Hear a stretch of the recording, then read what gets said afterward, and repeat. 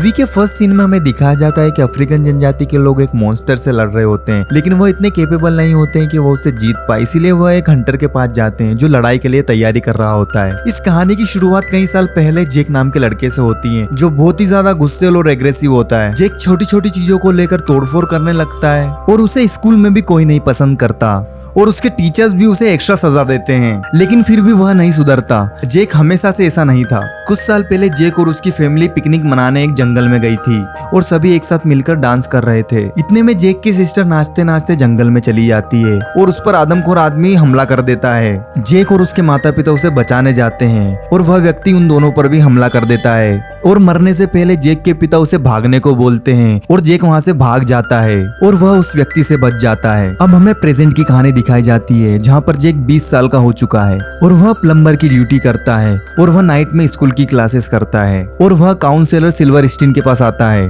Counsellor के सभी questions उसे रद्दी लगते हैं और वह गुस्सा होकर हर बार चला जाता है। इस वजह से अब तक उसकी मेंटल हेल्थ सही नहीं हुई।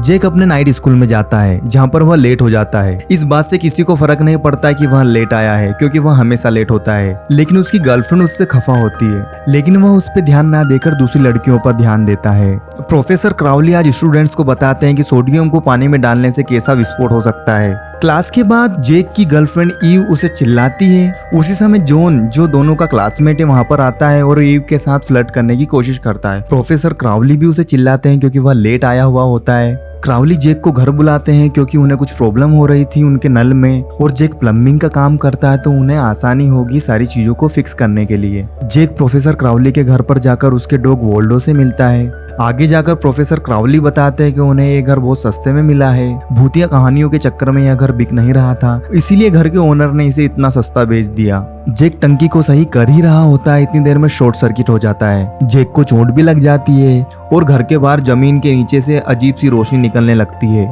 जेक प्रोफेसर को बताते हैं कि उन्हें वॉल चेंज करना होगा। अगले सीन में हम देखते हैं कि जमीन के नीचे से धुआं आने लगता है और उस धुएं से प्रोफेसर क्राउली की आंखें ब्लैक हो जाती है और वह घर के बाहर चले जाते हैं। अगली सुबह वह उठते हैं तो उन्हें कुछ याद नहीं रहता।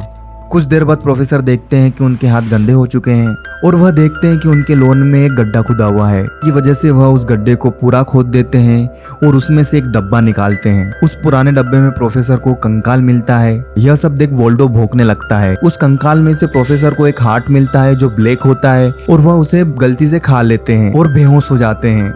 इसी समय हमें दिखाया जाता है जेक को, जो हार्डवेयर स्टोर पर उस वॉल को खरीदने जाता है। हावर्ड, जो उस स्टोर का मालिक होता है, वह वॉल देखकर चौंक जाता है और वह जेक को कुछ समय बाद आने को बोलता है और उसे उस वॉल से रिलेटेड स्टोरी भी बताने का वादा करता है। अगले सीन में हमें प्रोफेसर को दिखाया जाता है जो अपनी चेस्ट को खुजा रहे होते हैं और उन्हें बहुत तेज भूख लगने लगती है और वह फ्रिज में जो भी कुछ बचा हुआ होता है उसे खाने लगता है। आगे हमें दिखाया जाता है कि जेक अपने समय से पहले आ चुका होता है क्लास में, लेकिन प्रोफेसर लेट हो जाते हैं। प्रोफेसर अभी भी अपनी छाती खुजा रहे होते हैं और अजीबोगरीब हरकत करते हैं। प्रोफेसर के हाथों में खाना होता है। स्टूडेंट्स प्रोफेसर से बोलते हैं क्या उनकी तबीयत खराब है, लेकिन प्रोफेसर कुछ जवाब नहीं देते हैं और उल्टियां करने लगते हैं और उसे पूरे बोर्ड पर फैला देते हैं और क्लास खत्म करके चले जाते हैं। कुछ समय बाद हमें जॉन को दिखाया जाता है जो ईव के साथ फ्लर्ट करने की कोशिश कर रहा होता है और वह जेक को भी हिदायत देता है कि वह ईव के साथ अच्छा बिहेव करे। जेक उसकी इस बात से गुस्सा हो जाता है और उसे पंच मार देता है।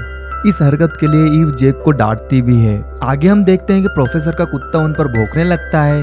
आगे हम देखते हैं कि उनके पेट में से कुछ पार्ट निकलने लगता है। वह धारदार हथियार से उसे काट देते हैं। इसके बाद प्रोफेसर फिर से खाना ढूंढने लगते हैं। जब उन्हें खाना नहीं मिलता तो वो उसके डॉग को खाने के लिए उसके पीछे भागने लगते हैं। अगले सीन में हम देखते हैं जेक को, जो बहुत ज्यादा फ्रस्ट्रेट होता है और वह दूसरी कंट्री जाने की बात करता है। काउंसलर जेक को बोलते हैं कि वह उसकी प्रॉब्लम से भागना चाहता है और वह उसकी फैमिली के साथ हुए इंसिडेंट के बारे में पूछने लगता है। उसे जेक बताने से मना कर देता है। जेक बताता है कि उसने भागकर गलती कर दी और वह गिल्टी फील करता है कि जेक उस वॉल को लेने हावर्ड के पास जाता है। दारू के नशे में हावर्ड उसको कहानी सुनाने लगते हैं। दारू के नशे में हावर्ड उसको उस वॉल से रिलेटेड कहानी सुनाने लगते हैं। जब हावर्ड छोटे बच्चे थे तो वह एमेट नाम के अंकल के साथ उसी घर में रहते थे जहाँ पर प्रोफेसर रहते हैं। एमेट को पुरानी चीजें खरीदने का शौक था। एमेट के पास एक पुराना बॉक्स था और उस बॉक्स में शैतान का दिल कैद था। कहते हैं कि धरती पर शैतानों की सेना बनाने के लिए उस हार्ट का प्रयोग किया जाएगा। छोटे हावर्ड को उस बॉक्स में बहुत ज्यादा क्यूरियोसिटी थी,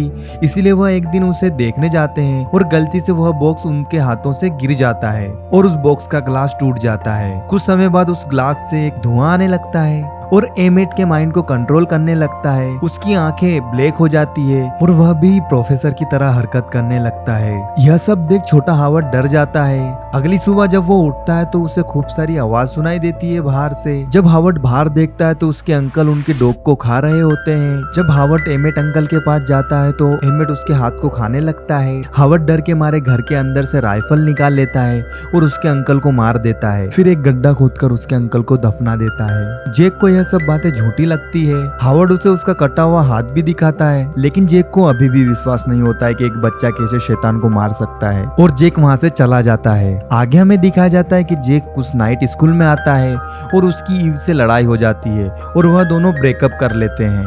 अगले सीन में हम देखते हैं कि प्रोफेसर उसकी डेस्क पर सो रहा होता है और प्रोफेसर के दोनों हाथ खून में रंगे होते हैं। स्टूडेंट शोर मचाने लगते हैं जिससे प्रोफेसर की नींद खुल जाती है। प्रोफेसर फिर से उल्टी करने लगते हैं और स्टूडेंट्स पर हमला कर देते हैं। अगले सीन में हम देखते हैं कि प्रोफेसर बहुत बड़े शैतान बन जाते हैं और सभी स्टूडेंट्स को पकड़ने लगते हैं ताकि वह सभी को शैतान बना सके। प्रोफेसर का काला दिल बहुत जोर से धड़कने लगता है और वह जॉन को शैतान बना देता है। आगे हम देखते हैं कि जेक, ईव और उनकी फ्रेंड एक कमरे में छुपे होते हैं। ईव जेक को एक ही कमरे में छुपने का मना करती है, लेकिन जेक किसी बात पर उसको चिल्लाने लगता है। तभी वहाँ पर जॉन आ जाता है जो अब शैतान है और सभी पर हमला कर देता है। जेक और ईव वहां से किसी तरह निकल जाते हैं और अपनी गाड़ी में बैठकर बाहर जाने लगते हैं।